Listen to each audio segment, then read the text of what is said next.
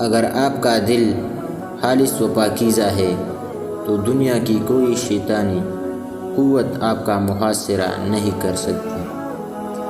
اگر تم نے اپنے دشمن کے قبضے میں اپنا وطن نہیں بلکہ ایک پتھر کا ٹکڑا بھی رہنے دیا تو مصائب ہمارا مقدر ہوں گے۔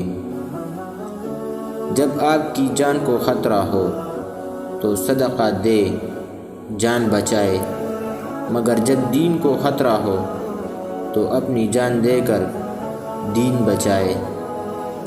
مسلمان اللہ کے علاوہ کسی سے بھی رحم کی بھیک نہیں مانتا، چاہے وہ موت کے دہانے پر ہی کیوں نہ ہو۔